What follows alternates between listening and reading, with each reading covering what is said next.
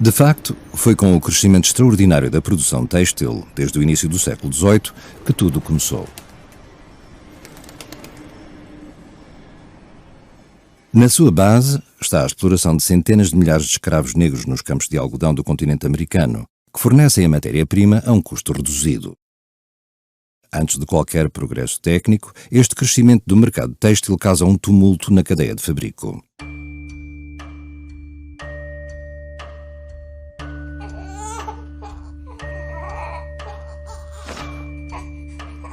Até então, o tecelão proprietário da sua arte trabalhava em casa, em família.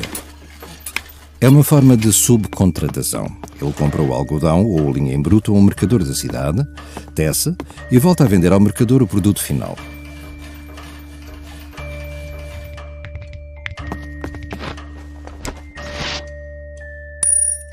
Mas em busca de um lucro mais significativo, o mercador decide assumir o controle de toda a cadeia. Investe na compra de várias artes, que junta num único local a que chama factory, a fábrica. Uma produção mais rápida e mais racional permite-lhe produzir a um custo mínimo. O tecelão independente não tem como lutar.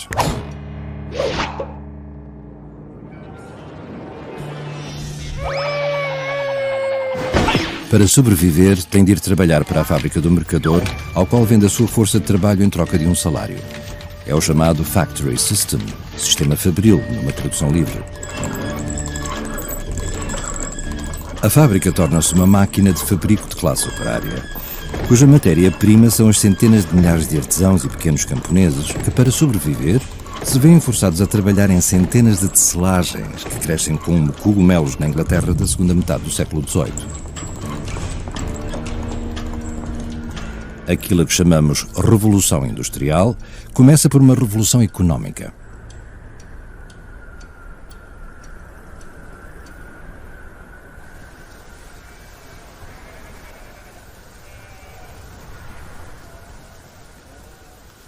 A nova economia, centrada no comércio e na busca pelo lucro máximo, também deixou a zona rural em alvoroço. Os campos à volta de Huddersfield ainda apresentam marcas disso.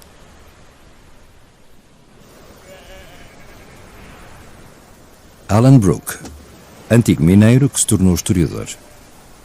Formerly, much of this moorland was common land. Everyone had access to it. But in the late 1700s, early 1800s, it was enclosed.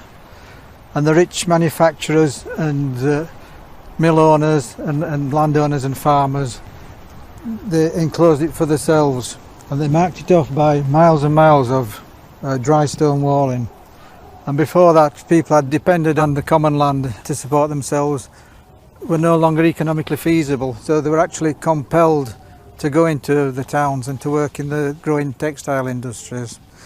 The labour force for the first factories was really obtained by compulsion. It wasn't people actually being physically driven by force off the land, but the changed economic circumstances meant that the previous way of life was no longer supportable. And so in order to survive, they had to go into the towns and they had to work in the new factories. And so the compulsion, it wasn't open, but it was there nevertheless. And the enclosures was one means of coercing the peasantry to move into the new industrial towns. It became the dictatorship of the clock instead of the dictatorship of nature. But I think nature is a kind of taskmaster than the clock. Como todas as grandes tecelagens da altura, New Lanark está implantada na margem de um rio, o Clyde, do qual depende para que as máquinas funcionem. No início do século XIX, a energia continua a ser a tradicional. A inovação é mecânica primeiro. A máquina de fiar Jenny, a arte da fiação automática cujo uso se generaliza no final do século XVIII. A máquina de fiar Jenny substitui a roca e acaba com o trabalho de dezenas de fiadeiros. Mas também cria uma nova procura de mão de obra. Para reatar os fios que se partem, é preciso ser muito pequeno para se meter debaixo das máquinas. New Lanark emprega 500 crianças, muitas delas órfãs, que são alugadas à fábrica pelos orfanatos, uma prática corrente na altura. A natureza do trabalho muda. Aquilo que se chamava arte, o conhecimento específico do qual o artesão se orgulhava e que lhe permitia fabricar um objeto do princípio ao fim, perde valor.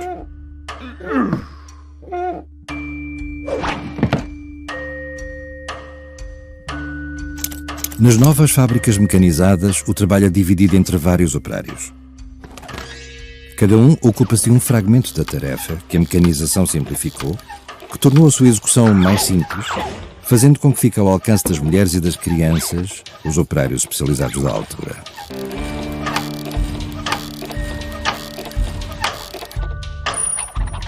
Seja como for, os salários são tão baixos que a família só sobrevive se todos trabalharem para a fábrica.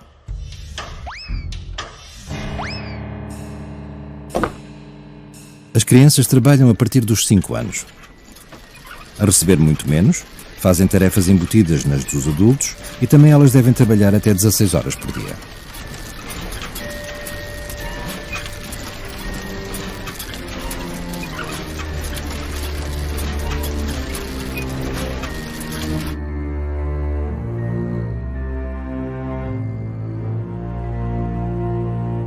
Ainda no final do século XIX, o americano Lewis Hine fotografou as crianças das grandes tecelagens.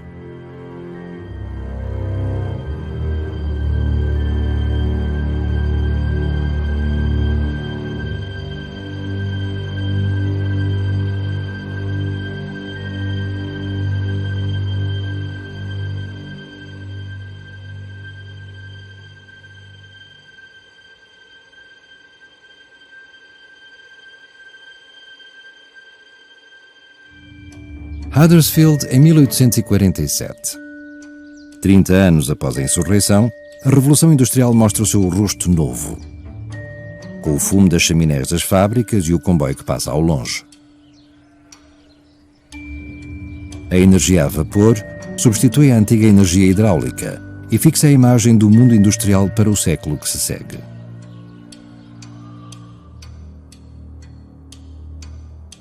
Símbolo de modernidade e progresso, a energia a vapor é uma mina de ouro para os caricaturistas.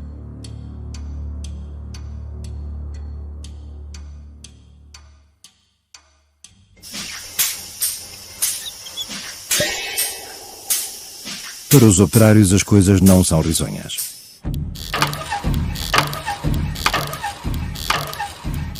A introdução da energia a vapor obriga os operários a rivalizar com máquinas com uma potência e uma velocidade 10 vezes superiores. A cadência é cada vez mais rápida e os acidentes multiplicam-se.